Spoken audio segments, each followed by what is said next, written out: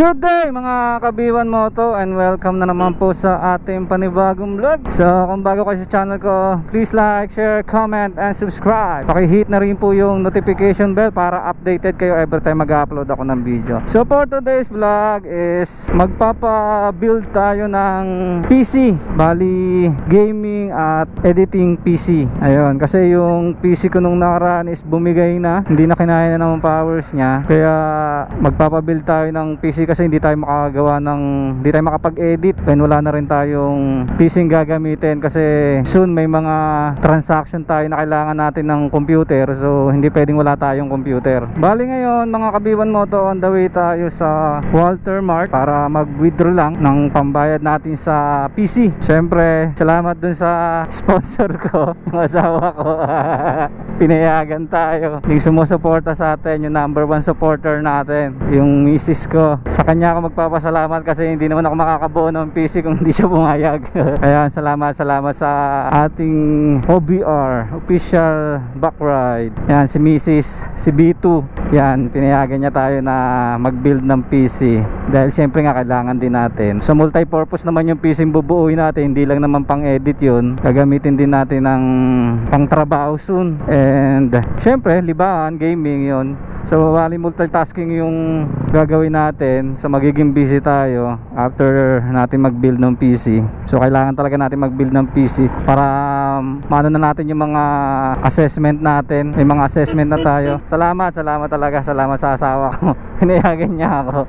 Happy ako. Lagi na lang. Ayun mga kabiwan moto, kasama nga pala natin si OBR. Siyang bibili ng PC natin. Ayan. Bali on the way tayo ngayon ng Walter. Doon muna tayo diretso. After noon, diretso na tayo sa bilihan ng PC. Ayan mga kabiwan moto, hindi na tayo sa Walter. So dito muna tayo magwi-withdraw kasi wala tayong pera. Si Mrs. lang magwi-withdraw, si OBR. Boss, saan ba yung PC hub dito? Yung PC hub po? Yung dilaw? Okay, salamat. Ay, lalagpas na pala tayo dun. Hindi, meron sila sa Salawag. Dito lang gusto kong pumunta kasi malapit. Ay ko, warehouse, ano daw kasi ito eh. Tignan mo, saan kaliwat kanan. Hindi yata, ito PC hub. Yan, tabi. Sige, pasok ka na dyan. Mauna ka na. Okay naman. Hindi ba ito mawala? Okay, magtangkamag na ako nito. Pasok mo din. Tara.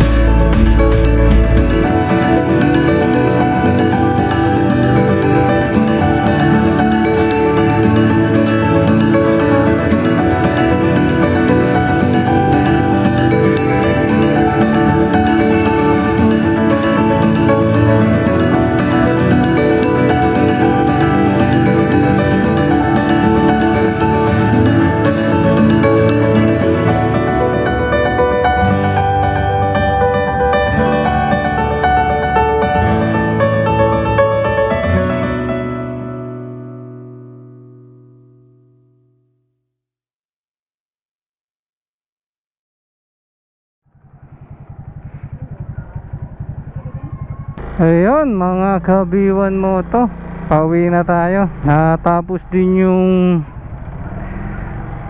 PC build natin. Yung bali kung gusto nyo magpa-build mga kabiwan mo to, dito lang yan sa PC Han, dito sa Victoria Reyes sa Dasmariñas, Cavite. So wasteable naman siya, search nyo lang sa FB, may FB sila. So maganda yung service nila, mababait, tsaka alam nila yung gagawin nila. So marirecommend ko na dyan kayo magpa-build ng PC, grabe. O tutusin, ang laki ng natipid ko. Bali yung build na ginawa ko, pag sa iba yun, aabot ng 80,000, pero dahil sa medyo budget friendly yung mga binigay nilang pyesa pero quality naman, kumbaga namili lang sila ng mga binigay nilang option para bumaba yung price. Maganda naman yung bigay nila, maganda yung bigay ng presyo. So naging 65,000 na lang from 80,000 yung original price, naging 65,000. Pero marami kaming pinagtanungan na shop. Ang napili namin niya kasi isa pa doon malapit para sa warranty. So hindi naman kami nagsisi na diyan kami pumunta. So salamat din sa recommendation ni Jolly Boy. Yan, si Jolly nag-recommend sa akin ng shop na yan. Kaya maraming salamat sa laki ng natipid ko.